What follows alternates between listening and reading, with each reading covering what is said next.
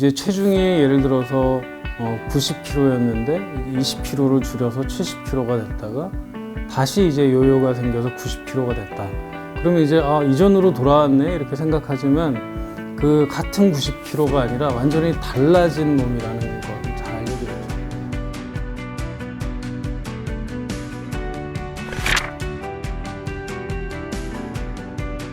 사실은 위고비를 시작을 하시게 해서 약을 쓰는 중에는 체중이 뭐 이렇게 감량 효과가 있으니까 쭉쭉 빠지는데요.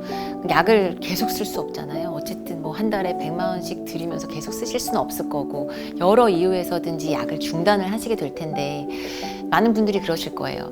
내가 이만큼 약을 써서 이렇게 체중을 감량했는데 계속 유지되면 좋겠지만 약을 중단을 하면 그 다음 단계로 우리는 또 요요를 생각하지 않을 수가 없습니다. 요요에 대해서, 요요는 발생하잖아요.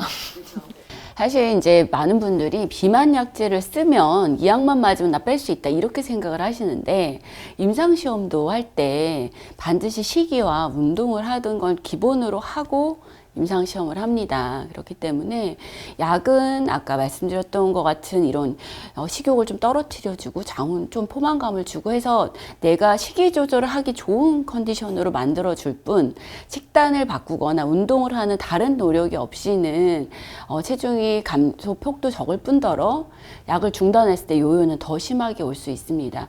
특히나 위고비처럼 체중감의 효과가 큰 약, 그러니까 식욕을 더 많이 억제해주는 이런 약들은 끊었을 때 식이 여러 가지 생활습관 교정이 되지 않은 분들은 더 심한 요요를 겪을 수가 있고요.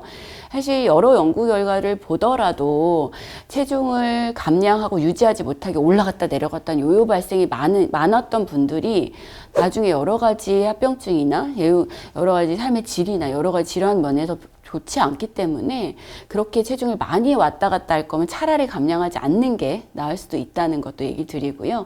그래서 약에 의존해서 빼기보다는 약의 도움을 받아서 내가 먹는 음식의 종류나 양 그리고 나의 운동 습관 같은 다른 체중을 유지할 수 있는 여러 가지 습관을 연습하는 거라고 생각하고 바꾸도록 노력을 꼭 하셔야 될 것 같습니다. 네.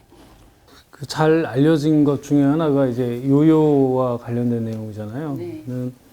이제 체중이 예를 들어서 90kg였는데 20kg를 줄여서 70kg가 됐다가 다시 이제 요요가 생겨서 90kg가 됐다. 그러면 이제 이전으로 돌아왔네 이렇게 생각하지만 그 같은 90kg가 아니라 완전히 달라진 몸이라는 건 잘 알려져 있죠.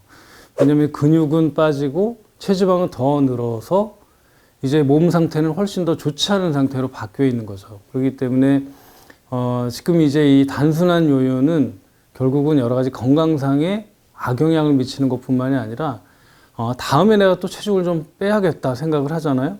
그럼 반복할수록 체중 줄이기는 더 어려워져요. 그렇기 때문에 처음 체중을 감량할 때 내가 어떻게 해야 되는지는 굉장히 명확합니다. 왜냐하면은 내가 체중이 늘어난 이제 비만병이 생긴 그런 이제 환경과 생활 습관이 결국은 똑같이 존재하는 한 결국은 다시 요요는 반드시 발생한다. 그래서 제가 이제 환자분들한테 이제 제일 많이 설명을 드리는 예가 뭐냐면 우리가 이제 자전거를 이제 타고 배우는 데 있어서 이런 이제 위고비나 이런 비만 약제들은 뒤에 자전거가 넘어지지 않게 잘 잡아주는 역할을 하는 겁니다. 근데 이제 바로 앞에 계신 환자분께서는 핸들을 잡고 있고 그 다음에 페달을 갖고 있어요.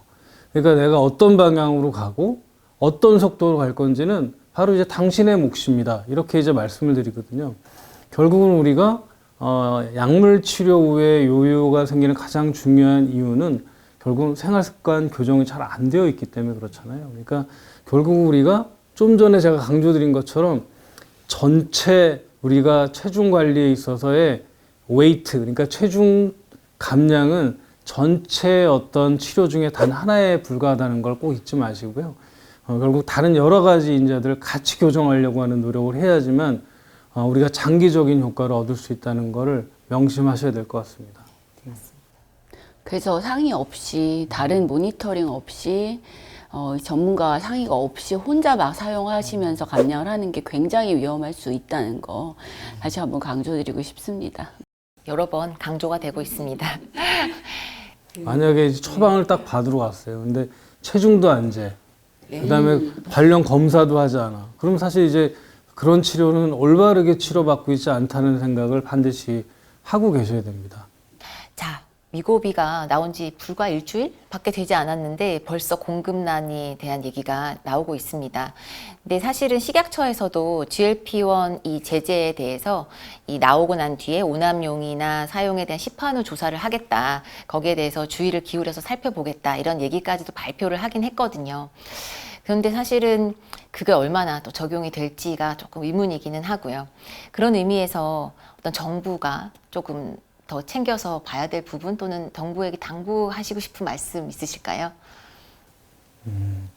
일단 이렇게 굉장히 효과가 좋고 그다음에 우리가 뭐 심혈관 질환 뭐 사망률까지 줄일 수 있는 이런 비만 치료제이기 때문에 사실 굉장히 우리한테는 획기적인 치료제잖아요. 이제 그만큼 여러 가지 그 문제점이나 부작용 사례, 그다음에 잘못 사용한 사례들이 굉장히 많을 수밖에 없어요.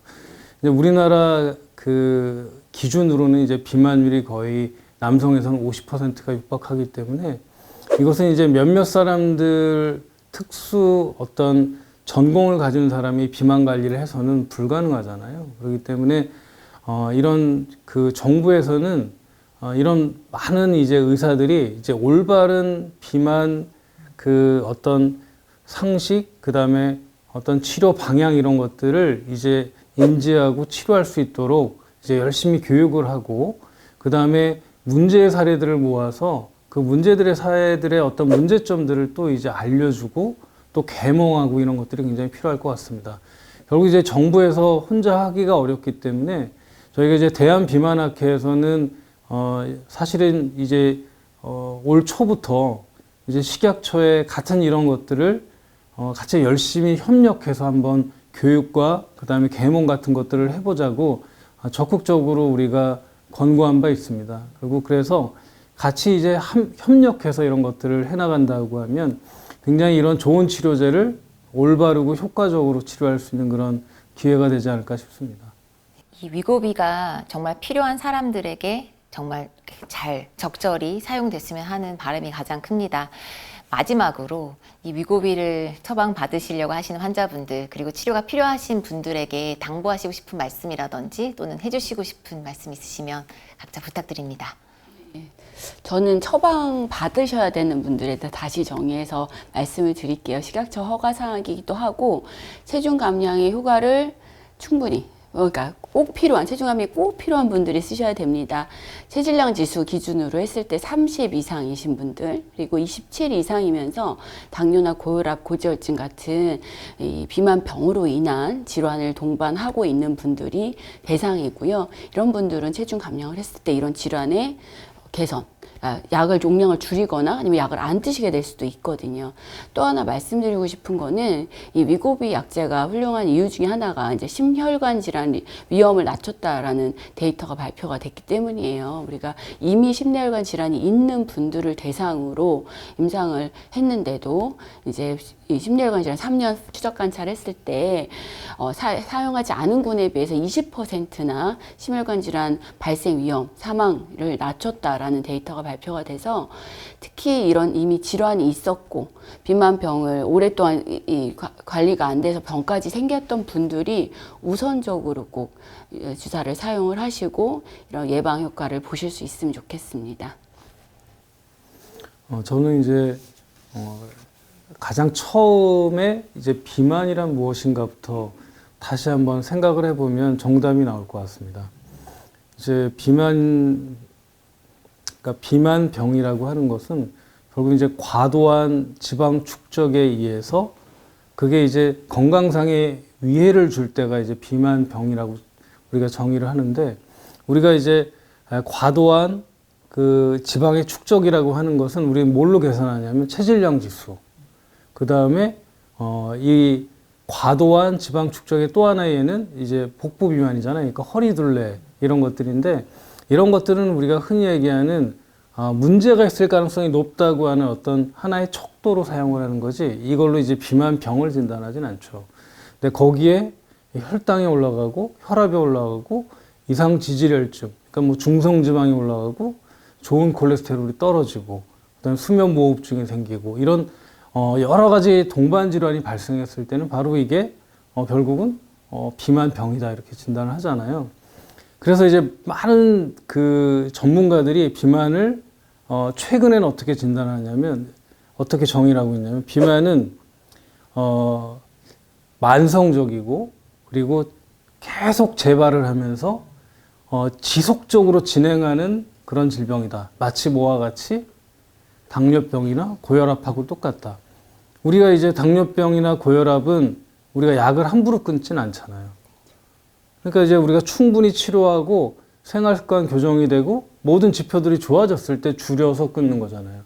근데 우리가 이제 비만 치료제는 치료하다가 괜찮네 그리고 끊고 다시 요요. 이런 것들이 반복되면서 우리 건강은 이 뺐을 때보다 훨씬 더 이제 건강 상태가 계속 나빠지고 악화가 되기 때문에 결국은 이제 이런 것들이 우리가 이 비만병의 질환의 어떤 근본적인 속성을 이해하는 것이 굉장히 중요하다. 그리고 이제 마지막으로 이제 당부를 드리고 싶은 건 뭐냐면 우리가 이제 비만병의 치료는 우리가 100m 달리기가 아니다. 우리는 이제 42.195를 완주를 하는 것이 굉장히 중요하다.